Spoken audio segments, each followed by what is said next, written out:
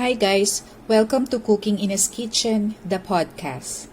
This is Chef Leia speaking and you are now listening to episode 2 for TESDA Cookery NC2 qualification. So guys, from episode 1, yung pinaka-pilot episode natin for TESDA, diniscuss natin yung basic competencies, common competencies, and core competencies of Cookery NC2.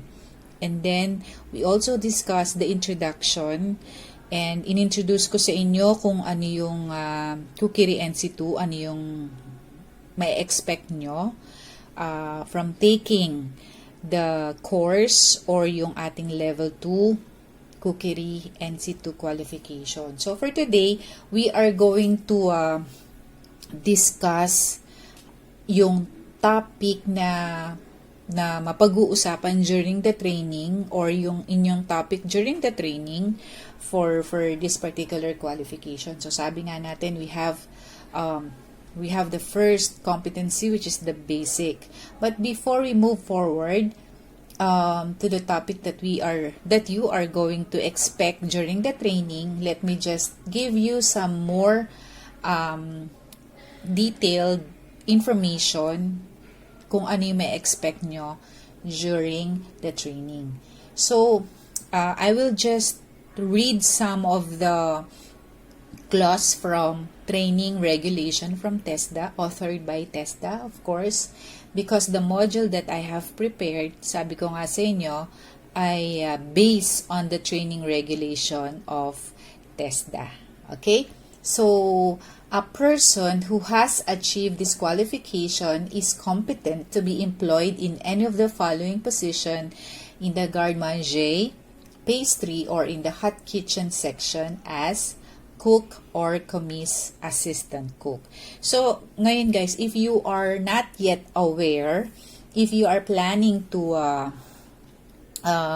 work in a commercial kitchen, kung kayo ay nagbabalak, after the pandemic, gusto nyong magtrabaho sa commercial kitchen, sa mga cruise ship, sa hotel, sa mga fine dining, sa ibang bansa or local, nire-require na magkaroon kayo ng NC2 qualification. So, once you pass the assessment for Cookery NC2, you can actually be employed. Pag competent na kayo guys, you can be actually employed in any of the following as ang position ninyo ay cook or commis or assistant cook. Yan. So for the training arrangements, these guidelines are set to provide the technical and vocational education and training, or what we call the TVET, providers with information and other important requirements to consider when designing training programs Cookery NC2. They include information on curriculum design, training, delivery, trainee entry requirements, tools and equipment, training facilities, and trainers' qualification, among others. So, these are the training arrangement. So, depende sa scholarship na makukuha nyo.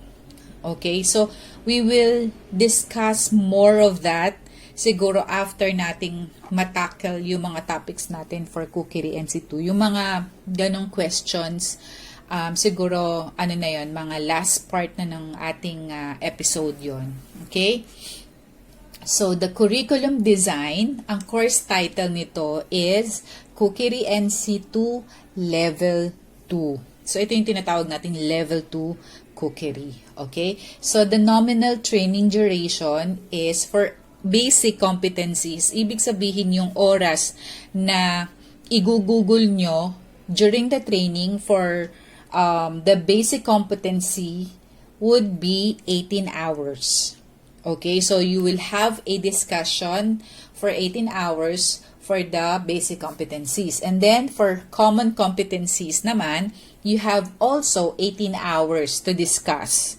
So, it's going to be a classroom discussion. So, theories ito. So, lecture.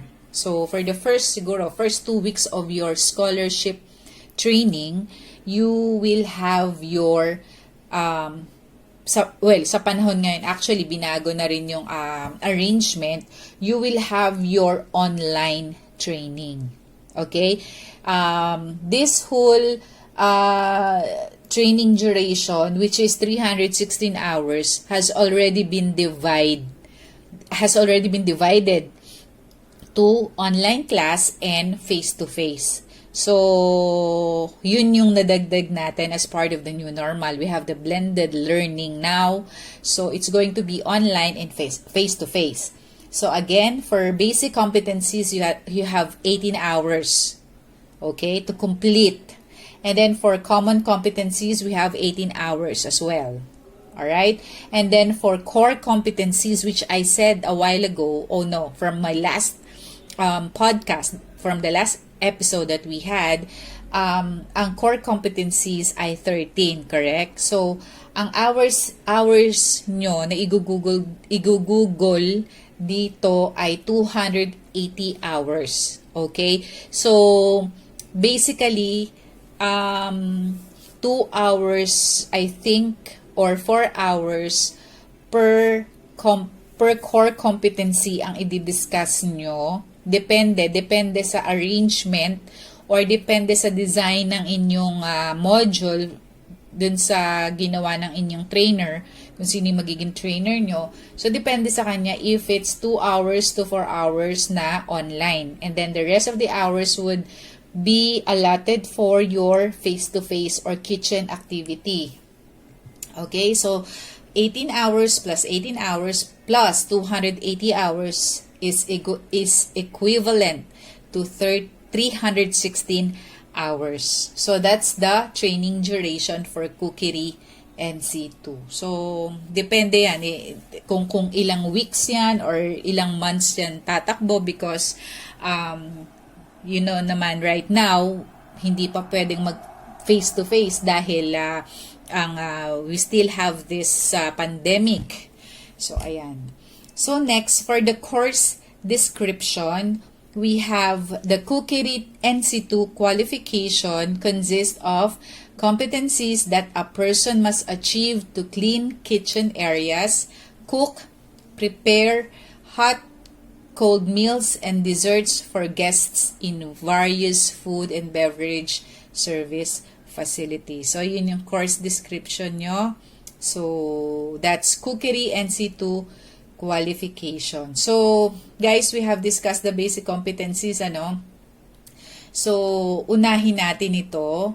So, it's going to be 4 common, basic competencies. So, iisa-isahin natin, For basic competencies, we have, number 1, participate in workplace communication. So, for the learning outcome, we have 4 learning outcomes for this unit of competency. So, number 1, 1.1, obtain and convey workplace information. Okay?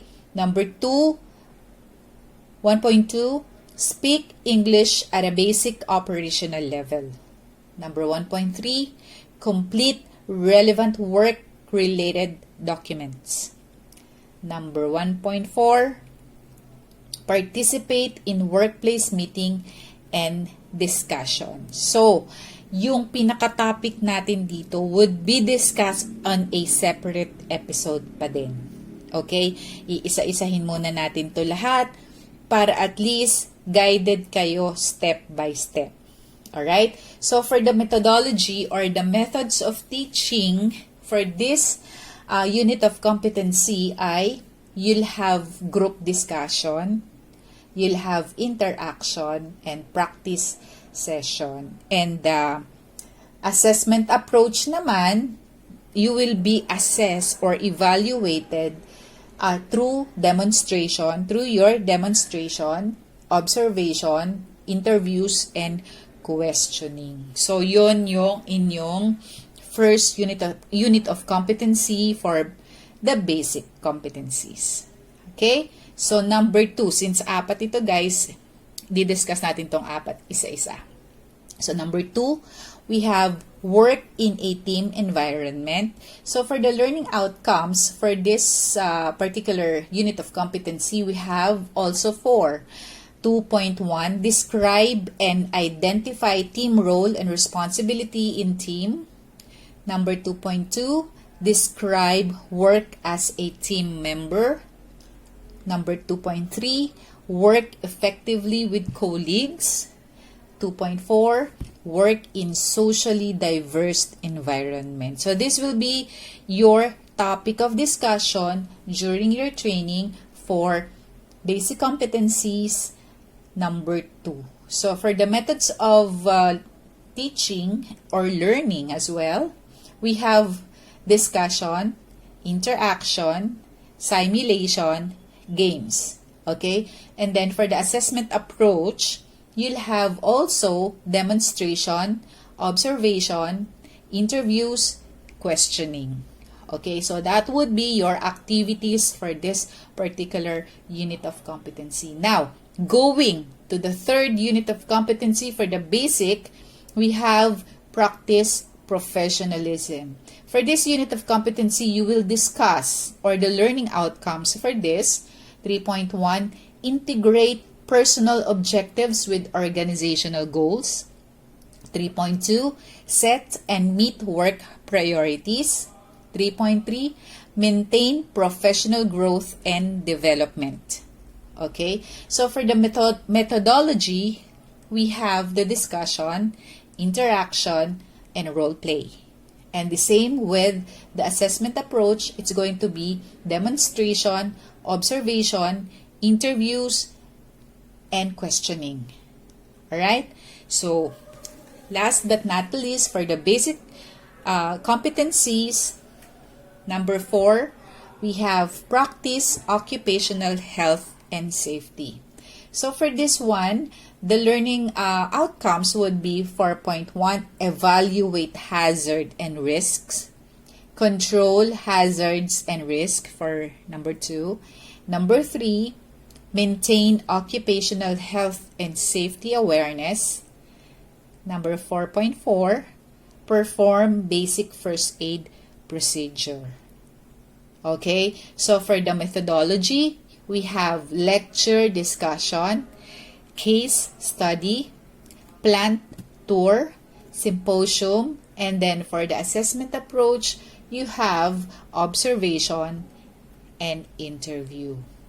So, yan lang po muna yung ating installment for the introduction of TESDA, Cookery NCII qualification. So, hihimay-himay natin. Ayaw naman natin, syempre guys, na masyadong mahaba yung discussion natin because baka mamaya antokin kayo. Okay? So, if you have any question na naiisip, you can actually comment down below on the description box, and then I can also accommodate questions from my Instagram account, from my Twitter, from my Facebook page, of course, and then dito sa YouTube. So, if you have any question, medyo mahaba-haba pa naman yung mapag-uusapan natin for this particular topic.